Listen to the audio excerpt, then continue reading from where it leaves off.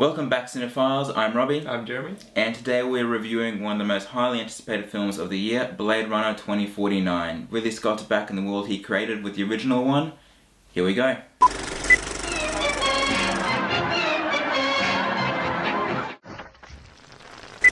Hear the music.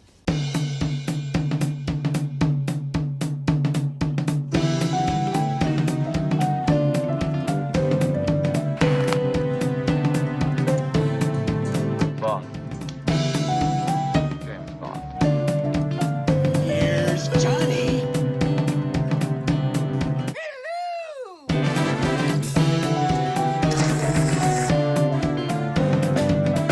Chewie, we're home.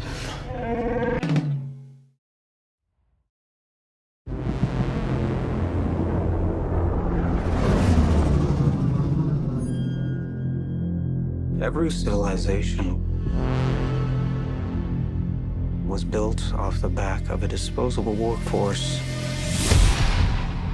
But I can only make so many. Happy birthday. There is an order to things.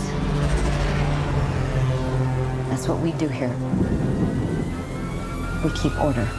Blade Runner 2049 is directed by Denis Villeneuve and it stars Ryan Gosling and Harrison Ford. Cool. Yeah, the storyline basically follows Ryan Gosling primarily. He's a Blade Runner who retires a replicant at the start, and then he basically stumbles into this massive mystery that leads him on a goose chase throughout the whole film, and it's really intense. Yeah. Keeping things vague, we'll be doing a spoiler review for this one. The trailer didn't really let much on. The director himself has expressed his desire for reviewers to keep details out of their review, so we're going to honour that request. And when you see the film, you understand why, because the plot itself, especially if you're a Blade Runner fan, is a massive spoiler. So, getting into it, what did you think of it overall, the first time you saw it? Well, I have to say, right off the bat, it's an intense film. It's so much better than the original for me, I think, because of the cinematography, which was stunning. Like it was unbelievable. The acting was brilliant, and I didn't like the atmosphere of the original, but for some reason it's almost the same atmosphere in this one, and I just loved it so much more.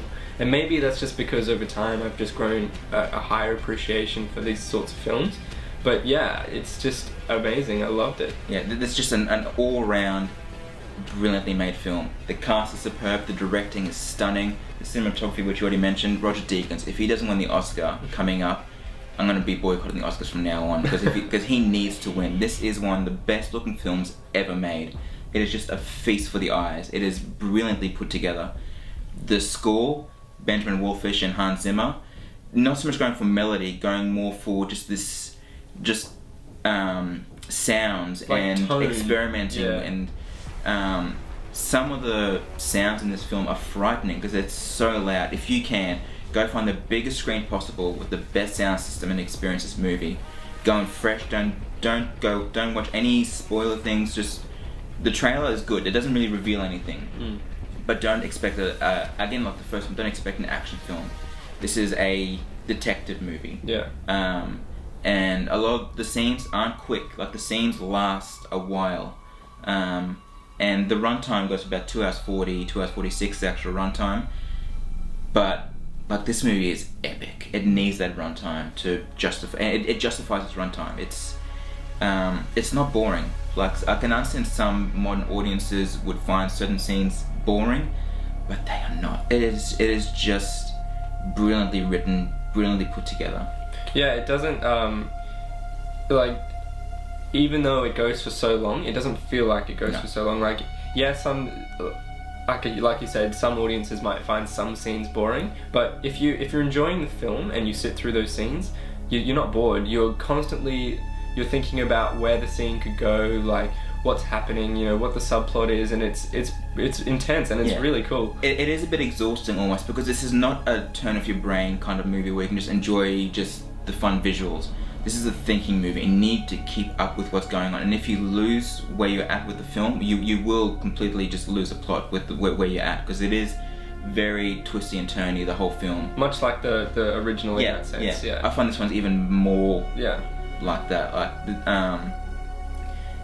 you know, like Prisoners, Arrival, Sicario. Denis Villeneuve has proven himself to be a master storyteller, and I think this is probably his best film. And you know, he's definitely one of the directors to look out for. There's a lot of talent out there, but this guy is a master at what he's doing. He knows his craft, and it's so obvious in this movie. It does feel like a detective film, like you said, like a detective mystery crime, and you're following, you know, the detective, and it's just the way it runs through, like the whole runtime is just brilliant. Like everything you do, you feel immersed in the film, and you feel like almost as if you are Ryan Gosling at times. Like it's honestly that good, especially with the sound effects contributing to that, which are phenomenal. So everything in this movie, and the acting, Ryan Gosling and Harrison Ford are brilliant. But Ryan Gosling in particular, because this is his movie, and he's already proven himself to be a fantastic actor. With this movie, he is, without a doubt, one of the best actors working today. The emotion and the range that he provides in this movie is just stunning. Same with Harrison Ford. I haven't seen Harrison Ford in such a committed performance for a long time. Not that he wasn't in other movies, but here you feel the emotion, and he feels like he is not checked out for some of the scenes. Like he is completely invested in the story, and you can tell. Harrison Ford as an actor is very... It's almost as if he doesn't care so much for acting as he cares because he wants to do it for the money, and that's what he looks like he's doing. But watching him in a role like this is completely... It's the other side. Like, it's almost as if it's the opposite, and he's doing it because he enjoys the role. And he's even said in interviews in the past that he doesn't do it because he incredibly enjoys it. He does it because he got offered a six-figure, you know, number with a $sign in the front of it.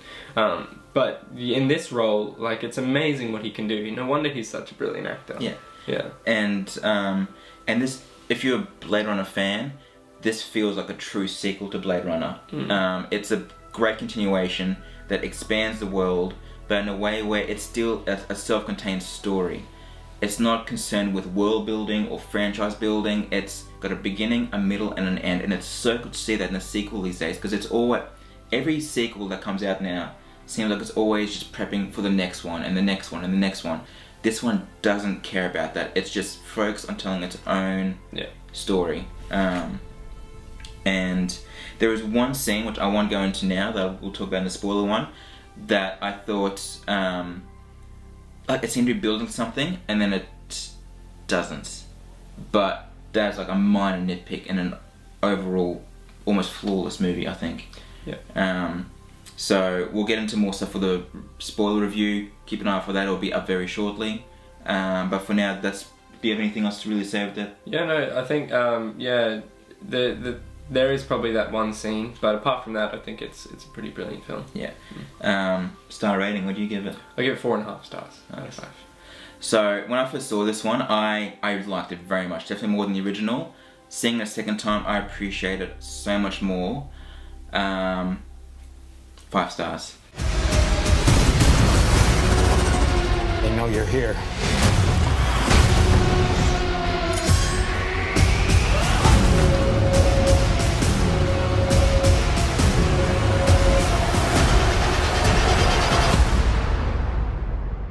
I always told you, you're special. Your story isn't over yet. There's still a page left.